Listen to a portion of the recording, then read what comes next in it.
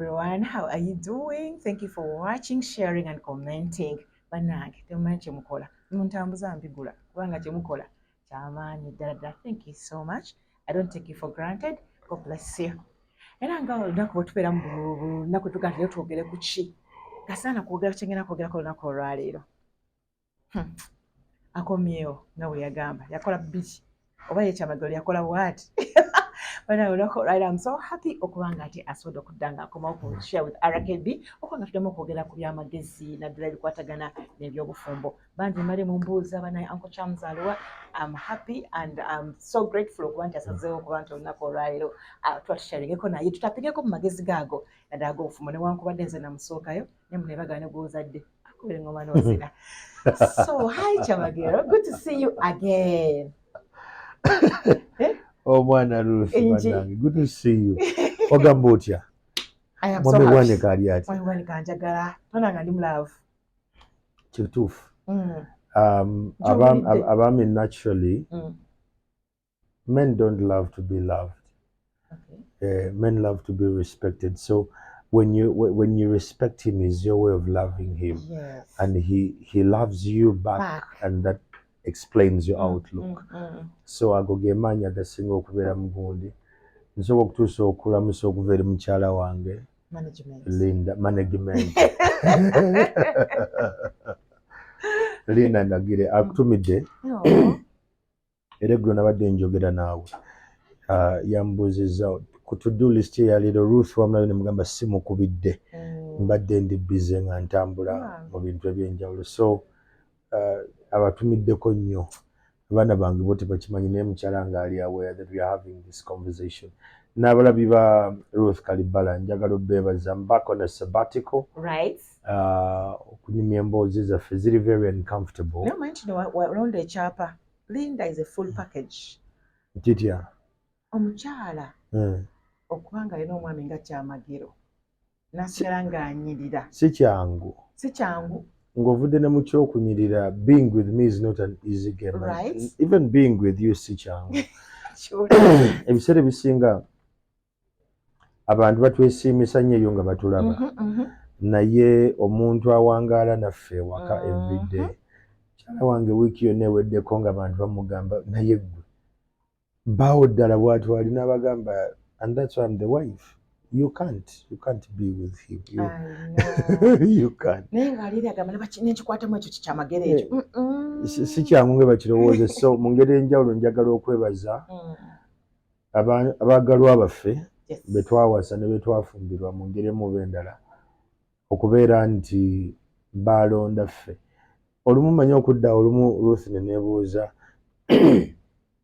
oba aliwo ddala omukazi omulala asobola okuneeyimba mu ng'ogyeko ndagire kubanga it takes time.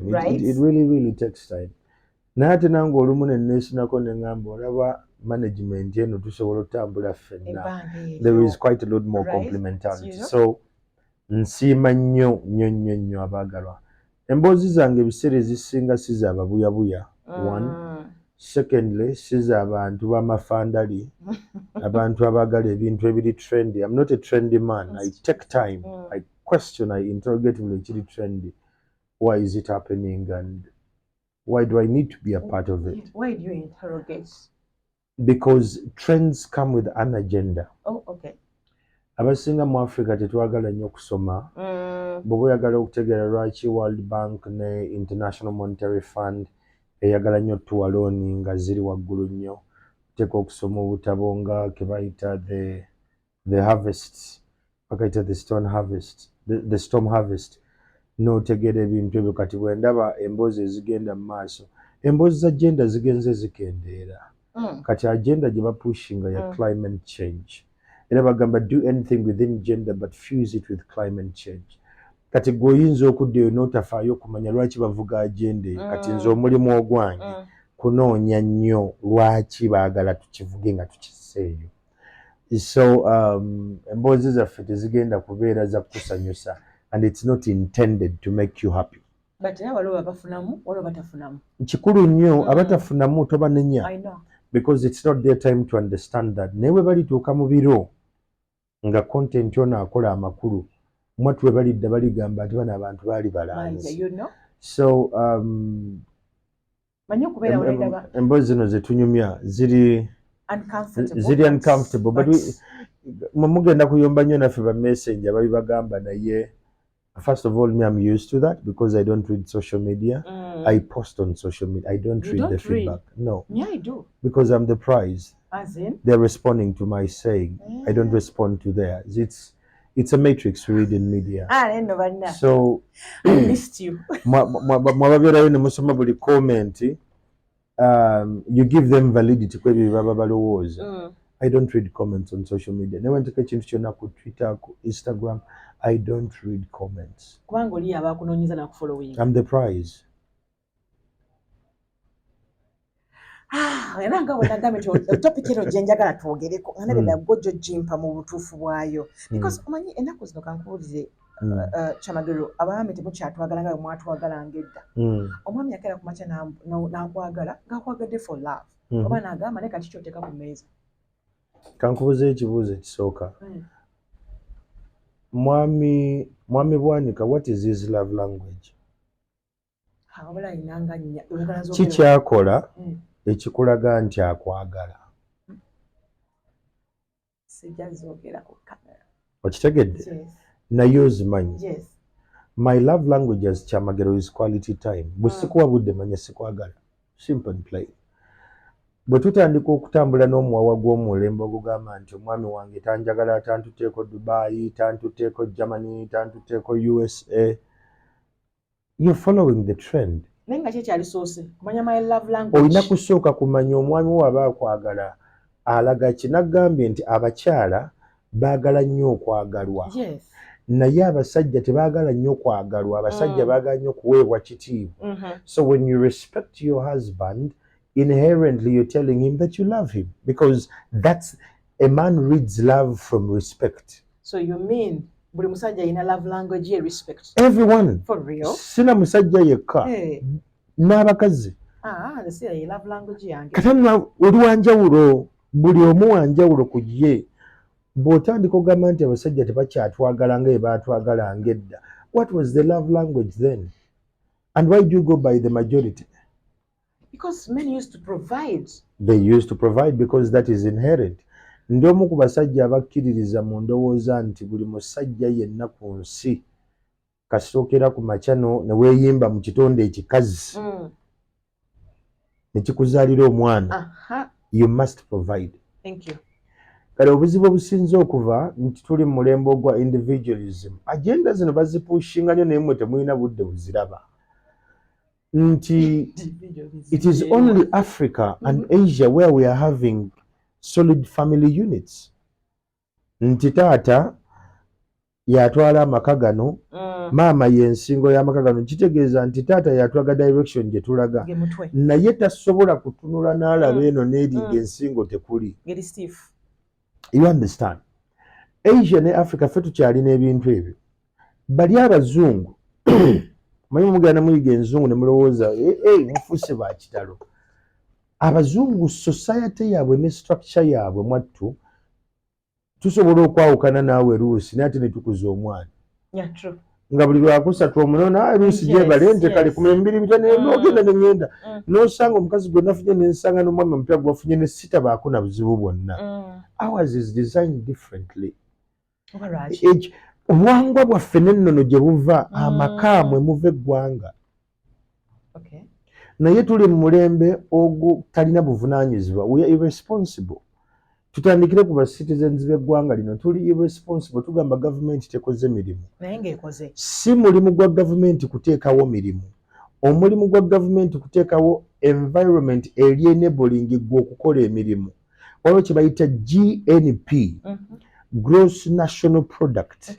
Nti abantu abawangaalira mu nsi eyo babadde productive kwenkana ki ze ssente ezitambuza eggwanga eryo y'ensi okulaba nti ekula.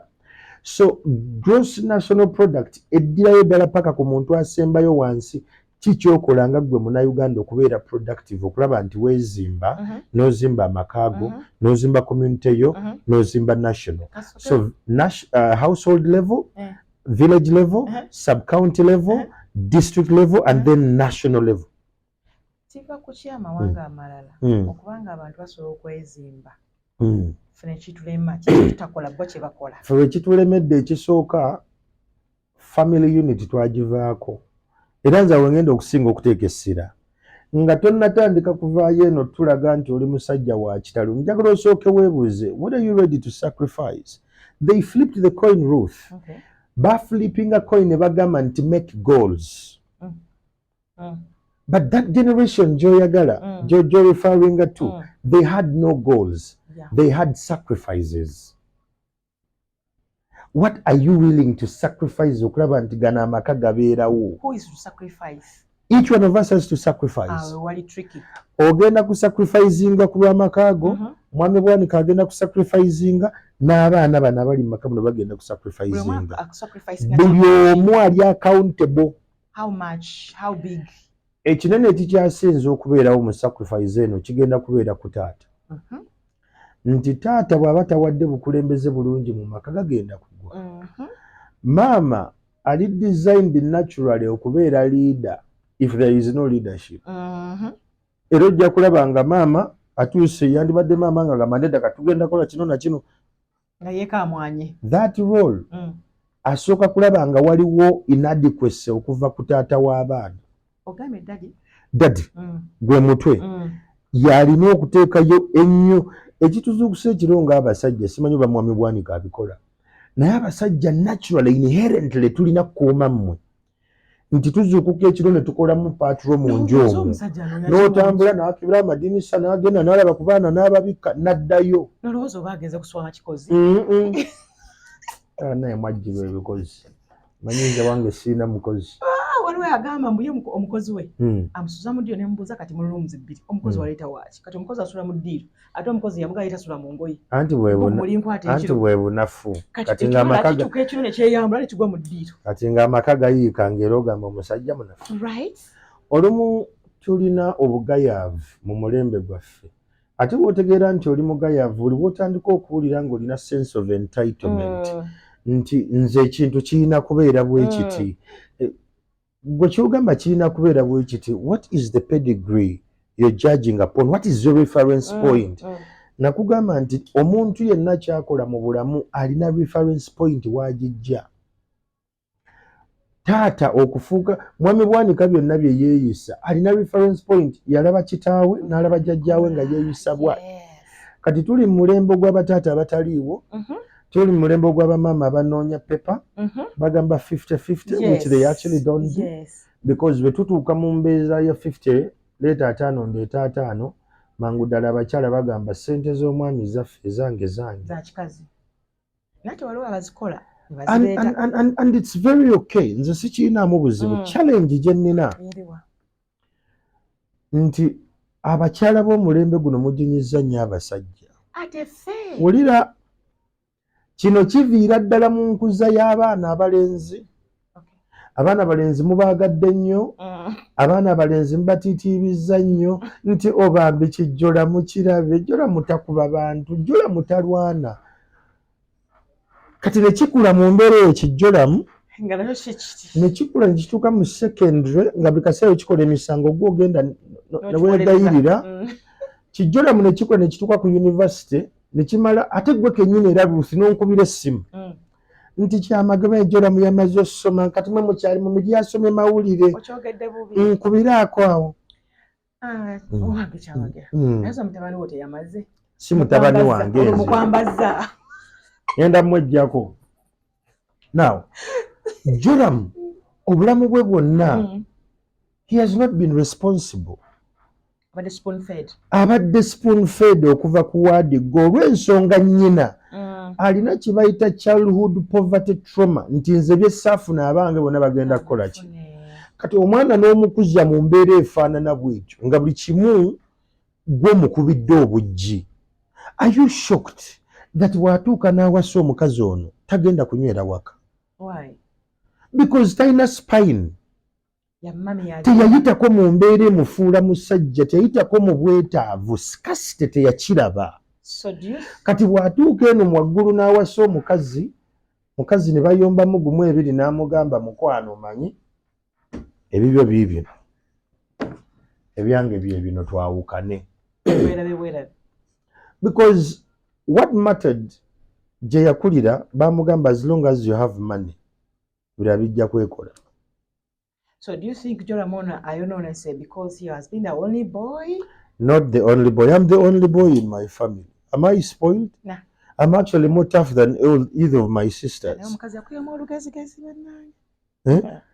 Omukazi mama yakuyoma olugezigezi. Ate lutya. Kiri bwe kiti. Wanaagaddeko omuntu atalina principles. Is it attractive to you? Nah.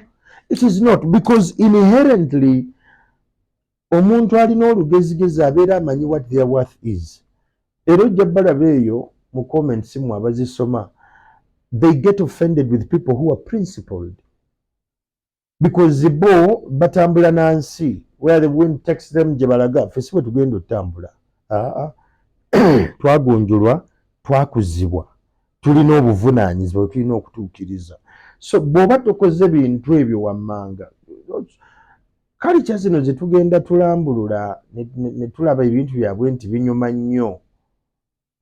Abantu bano balwana paka to the last end of their life. Abazungu abo, omuntu aweze emyaka 5 n'agamba ali mu depression ya mutabani we. Why? Because the formula y'abazungu ekugamba nti make a child your friend before you train them, before you coach and discipline them.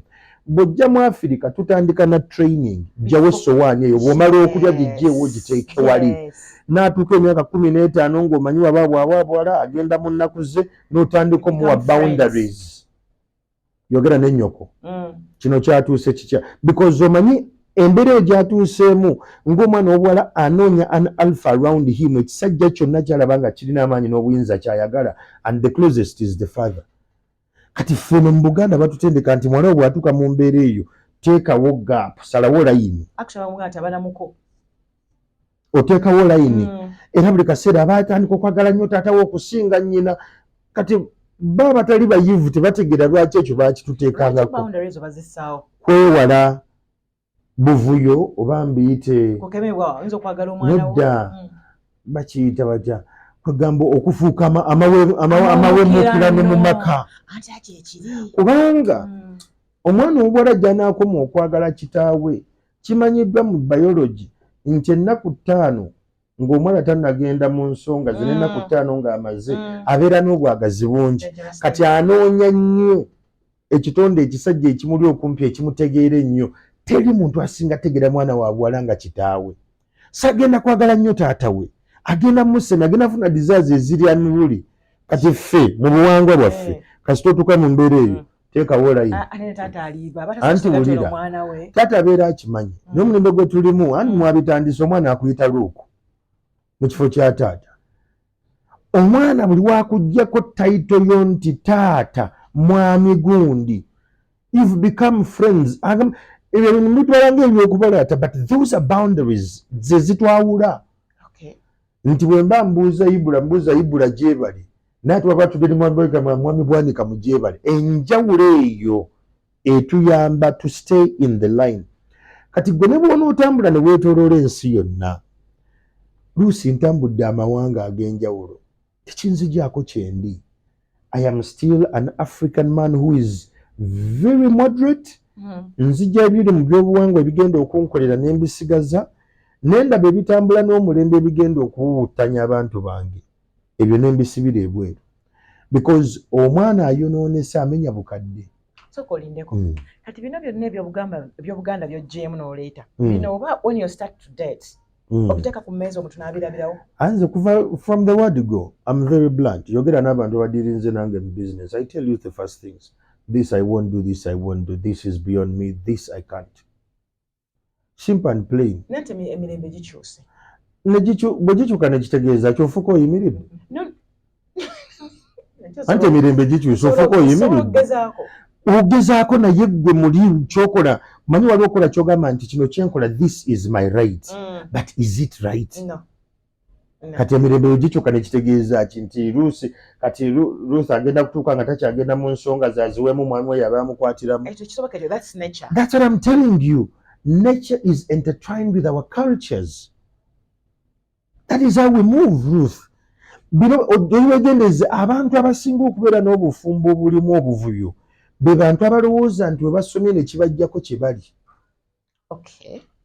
Gwe buli wolowooza nti otambudde n'omulembe ensi n'ekyuka that you're so trendy, you lose your identity.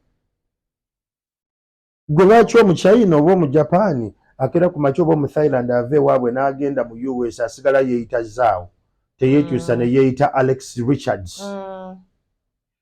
N'amanya ge muliko ge mupookera ennyo nti nze ndi muddugavu bampita John Knowles. John Knowles ye yalinga luli nga bakyali baddu, ye yalinga nannyini matwalo ono mwe yakolanga. Kati mwe mulowooza nti kirenge gye listen, you can only fight for anything around you when you fought for you. Omuntu atamanyi kulwana kankunyumizeeyo akaboozi luusi. Bwe nali nkyali muto mu ndoze P3 nalina mukwano gwange bamuyitanga Richard Mbowa. Mbowa yali buli ku ssomero. Nze mumaka gye nvudde nga sirwana, sikkiriza mu kkuba bakazi, sikkiriza na mu kuloyizinga luyi. Ntuuka Mbowa mbuulinga ne banne. Mbowa tebankubye mu kisaawe. Nze obwongo buŋŋamba sirina kukola ki? Adi waka ne ŋŋamba maama ku ssomero leero bankubye, najja n'olubale. Naŋŋamba bakkubye nti ye kitaawe wadda ŋŋenda mubuulira. Muzeeyi ng'adda ng'agamba yakubulira ebyamutuuseeko. Nga mbuuza byabadde bitya, yali awandiika ali ku mmeeza ye. Nga bw'ojja mu kisenge kye ofukamira wali ku luggi lwe. N'omugamba mwami Ssebwamba linyaga ayogera. Omugamba leero ku ssomero bankubye, naŋŋamba bakkubye. Yangu ndabe nandaba olubale. Naŋŋamba n'okola ki? Namugamba kikyamu okukuba. Nagenze ne ndoopa n'ew'omusomesa naye omusomesa aŋŋambye mbasonyiwe. Naŋŋamba enkya bakkuba naawe baddize. Bakube. Namugamba naye ate ekyo nga kirala.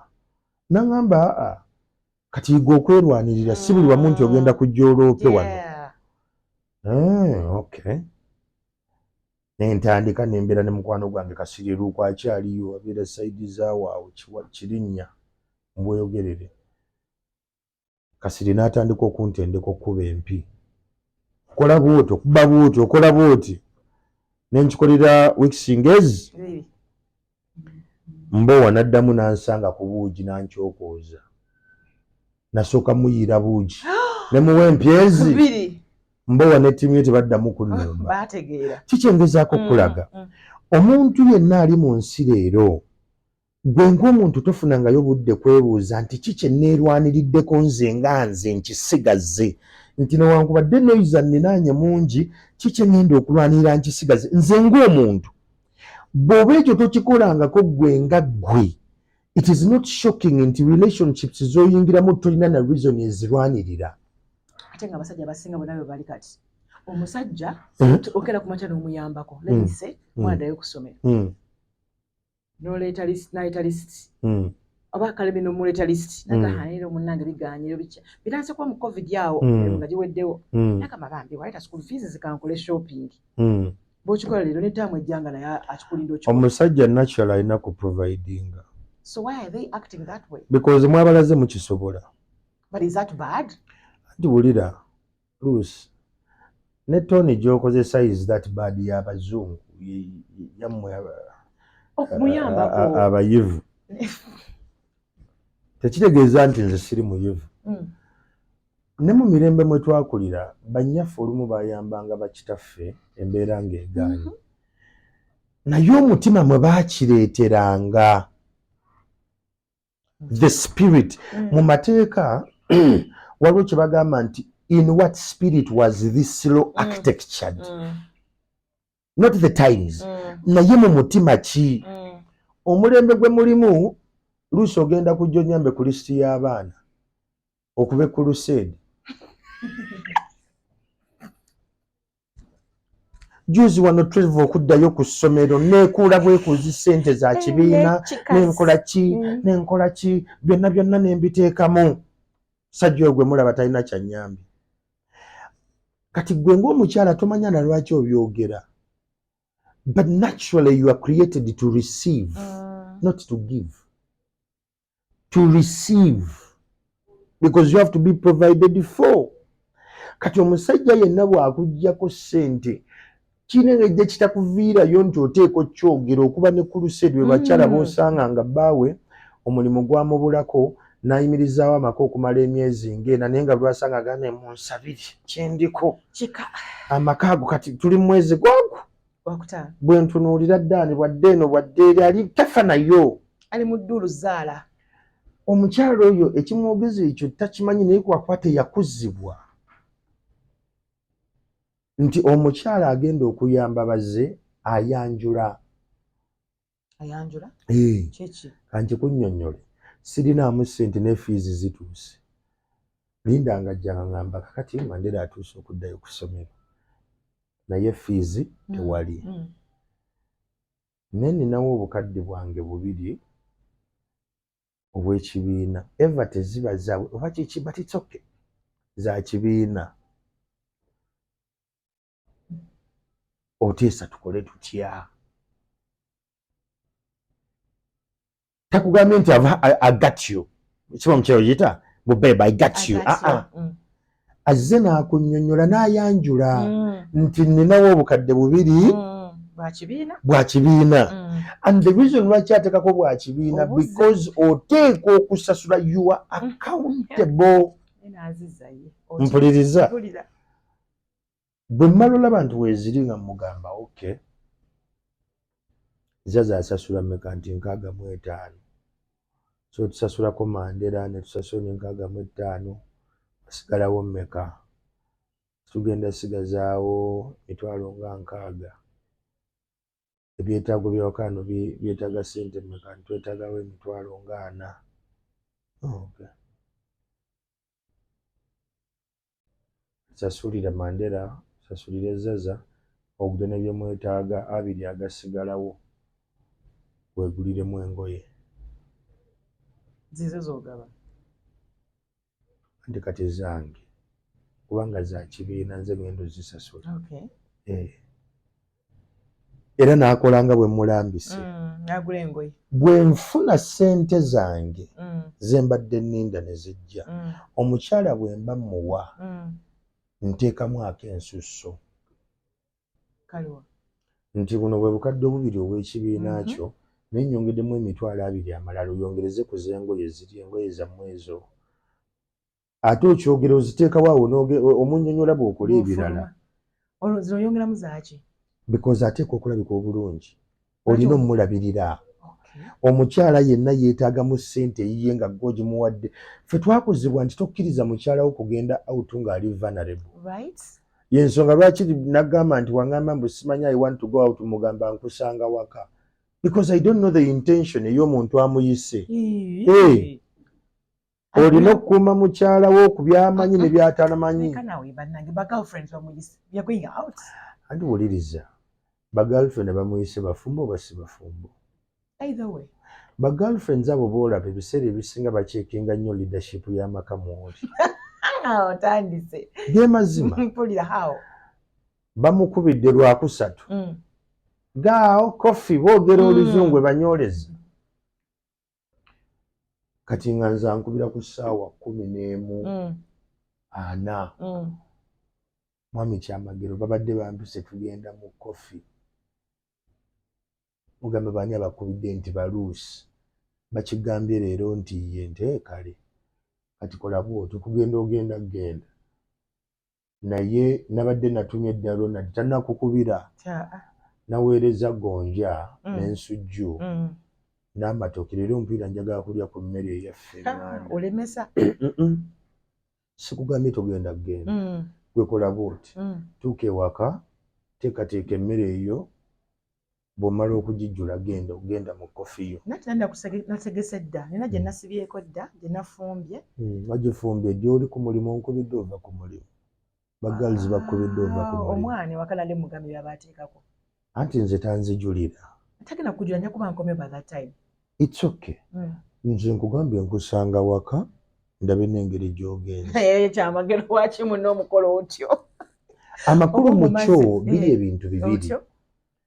gwe w'omulembe guno ogenda kunyiiga. Yes. You're going to feel he's controlling. Yes. Naye buvunaanyizibwa bwange okusooka okulaga ku luuyi eyakuyise nti tutambulira ku puroguraamu zaabwe. Tulina byakukola kati gwe bw'osalawo n'ogamba kaŋŋende n'emikwano gyange impression gy'obawadde nti gwe tolina byakukola era bakwanguyira nnyo buli gagamba you want to go out kubira luusi yabeerawo anytime you call her. Kitegeeza mikwano gya mukyala wange bamulengeza module eyo kati anti gwe olaba nga nze ali controlling.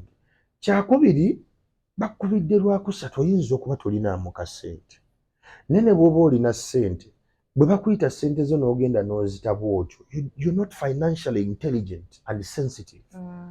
Kati nze nkugambye kankusange waka era bwe ntuukawo mu busungu bwo bw'olina ng'ompa emmere nga tutandika okulya nga mane kati essaazi zino zigenda 3 mateeka g'enju eno gagamba eziwera 2 ffenna nenno bannange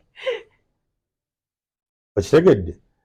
Kati gwe owulira obusungu naye nga nkugamba nyamba mikwano gyo bagambe mukole Saturday oba Friday night. Kola Friday night. Nze olwo mmaze okubala nti ngenda kuba nfunyeyo akakadde nkuweeyo 7 ku Friday night. Ebyo binnyonnyola oba biri mu mutwe gwo? Kati nze nkirina because omukyala tolina muwa mechanics tagenda zitegera ye ayagala kufuluma kati. Ne kati nze ngabaze nze leadership mba ndaba gye kiggweera nti kati ku Saturday ngenda muwayo 7,000 agende nazo olw'ensonga saagala mukyala wange abeere financially vulnerable ng'agenze mu maaso g'abantu. Bakazi baffe babalengezza luusi eyo nojja bebakubidde essimu naye nga tonatuuka ne bakuyisiza akabbu kyala bwanika banemuleete ku ssente munne nga bemukimanyi nga bemukimanyi kati ogenda otuuka people look at you as a liability. Egwe gireke nga lwaki njireka nga nina omwami mutuuse mukyala we ayagala kudda waka agenda omudropinga akavuga VTC akyali ku one for the road.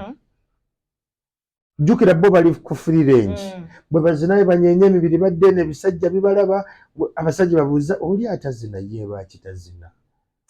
Because men are attracted to what is silent.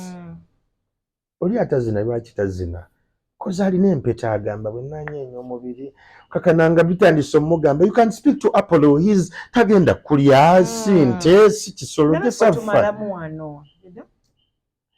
Because your wife is financially vulnerable she can't decide when to move. Kati batandise omutega ebisajja ebirala ebitali because gwe omwami eyo wasalawo n'omugamba it's okay genda otambule tomukuumye kimala. Nange nokkola ekyo nange so kikola when you say you're going out with the boys. Kubalo ate kikyukamu ate kitya because ebiseera ebisinga balo tagenda kubuulira ng'agenda out. Abasajja twogeza ekigambo eki kanzije nkomawo oleza n'ogangenda mu saloon n'afuluma ssaawa ezo zonna mechanics that is too much detail. Nzija kanzije ng'afuluma kati gwe omukyala eyakuzibwa omukubira dda nze abadde abuuza tuli eba tukulinde ekyo kiri mu maka agamu tuli oba tukulinde naye nze wange tebankubira tuli oba tukulinde.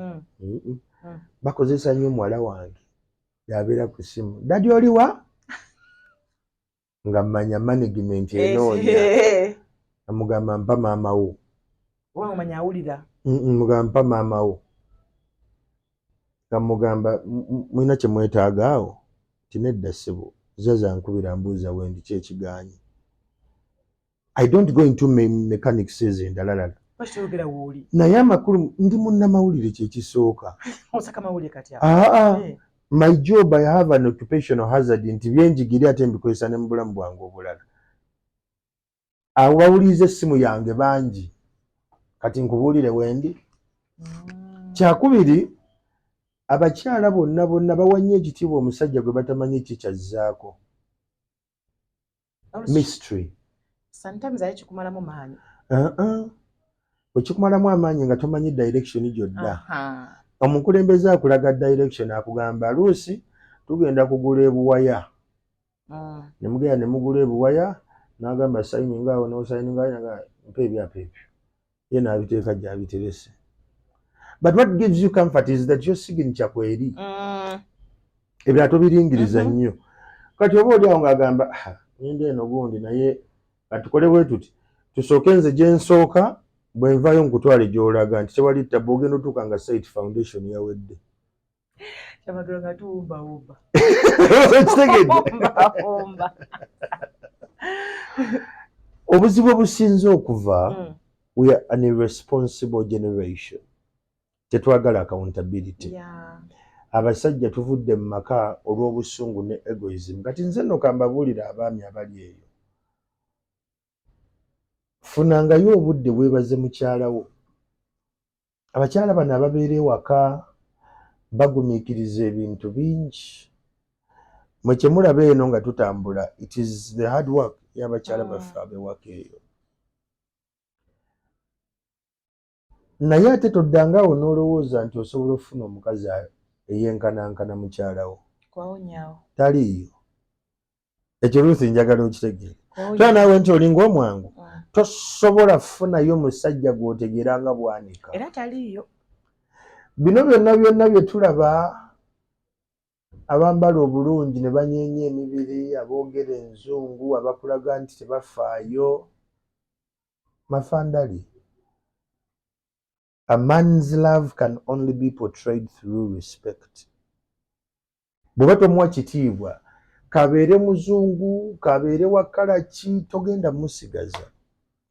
Kyakubiri ensonga lwaki relationships oba oli awo z'owangaliddemu teziwangaala nnyo, you don't have a reason as to why you should fight for them. Kubanga naawe ng'omuntu teweerwanirirangako nga ggwe.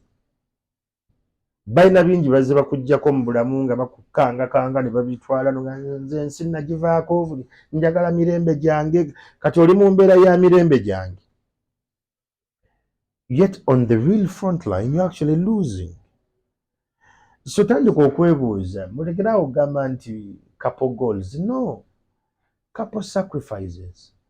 What are you willing to sacrifice for your home to stay standing? What are you willing to let go for your family to be a family? Ruth, there are times when it's so turbulent. N'otunuulira mukyalawo ng'ogamba ne bannange wano awantu si wange. But you remember your why. Why are you with her? Yakufudde kyoli. Gye mugambira amala Kyamagero alina olugezigezi ye Linda agamba I cannot have any other man beyond what Kyamagero is. Ate nange mu bakyala ekintu kye kimu. So irresponsibility wejjidde into we have given out some roles by default. Mukyala yenna ali eyo ne bw'oba olina ssente ez'enkana ensi n'eggulu balo mujjukize ng'ebitaliiwo ebyetaagisa. Ekimufuula omwami nannyinimu. Tomusaasira. Mugambe nti kino na kino tewali. Alaba nze Jennifer yansiba enviiri. Ansiba. Yankolako omutwe. Nera mwami bwanika muga mwami bwanika enviiri zikooye abali ku ssente z'enviiri. Era n'azireeta. Naye ate ngiwa Jennifer sisasula. Webale nnyo naye kimukakatako. Lumu nno nayombera enviiri ezo okumala oba emyezi 3 mbu bali muzikuza. Nze buli wenzitunuulira sizitegeera. Mba ndi awo lumu ngenda okudda nga bazisaze eno sayidi kimemeya kati wano n'asiba ne zigwa eno ziti. Yes. Bwe nazitunuulira saakomentinga. Tubeera ku mmeeza okwo tulya emmere bwagira bwaki. Saayogera. Mba ndi awo nga baŋŋamba ŋŋenda siba nviiri. Ne mbuza kati ezeeno zikula ddi tubalansi ngire eddala zino ezinaakula nga ssente nzitaamu. Hani nze bino sibitegeera. Kati nga nze kyentunuulira ng'engeri gy'asibyemu ekimemeya kye sikitegeera. Depending on where I go. Nga nze n'enviiri ze wasibye zammwe. Semikolo egimu gye nja okugendako. Nja kutambula nzekka. Era zino we zaakula eno nenta ssente nanga ati ate simanyi tuli muziku enviiri zitabula nnyo abasajja bwe tuta ssente ne mutazisiba mangu nange ejjembera naye nga ye azirinze kukula naye nga its inherent ku nze omukyala tayinza kwambala lugoye lwe lumu myezi 6 kuki so twala obuvunaanyizibwa nga taata faayo ku baana bo mukyala wo by the way Ruth what you give and is not reciprocated to you will die ekintu ky'owa omuntu bw'atakikuddiza kifa kitegeeza ki omusajja akwagala ennyo mu ekitiibwa simple and plain temulina luzungu nnyo bino ebintu byekola byokka muwe ekitiibwa ekitiibwa it can be seen by me kneeling down not necessarily kneeling down your tone and choice of words for me tells that you're respectful nti wenkusanga n'ogamba mwami Kyamagero the key word mwami Kyamagero kize tampisa Andrew kubanga Andrew alimpita nga tuli ffekka you understand eyo mbeera yange naye naye bwe tusukkaawo awasigadde asigala amanyi nti nkoma wano and this cuts across the Bantu cultures ezimu naye gwe bw'oba oli wa kabira ndala how you define respect in your culture how you define respect depending on your exposure it's one thing but globally any man will protect will provide for a woman who respects oteekwa okunta obudde bwewe maliriza nkugamba bwe emirembe gye tulimu mirungi era girabika bulungi birimu binyuma naye tubeeko bye twesigaliza abaami mufe nnyo ku maka gammwe abakyala mufe nnyo ku babbammwe it's not the couple goals it's the couple sacrifices what are you willing to sacrifice ekyo bw'ona okitegera kigenda kwanguyira nnyo mangu okutegeera munno kyakubiri mu bufumbo temuli ddogo olunaku abantu we beetegeera society weeriyita eddogo because kati bakyasobola bakuba nti bw'ojja ewa Bwanika n'omugamba kino ku Luusi agamba kale bw'ogenda ewa Luusi agamba Bwanika nno bw'atyo they don't react sibakubanga nti bamuloze batuuka ne bategeeregana era ffe abasajja abaagala obuwangaazi bw'oweza emyaka 5 the power dynamics shift mu maka amaanyi ne gadda eri maama yensoka lwaki tuwasa abakyala batuliko wansi mu myaka it's not by accident ebintu bino bisengeke nkwagala nnyo Mungu bw'anaaba ayagadde tujja kusigala nga twogerezeganya gwawulidde emboozi eno bwe beekukoledde gw'omugunjufu genda kulaba era ababuyabuya nga bakomentinga bulala naye olumu tobanenya enkuza ne gye twakulira ne bye tulaba byanjawulo abantu abo bakkirize babeere mu bantu abo mubeere bulungi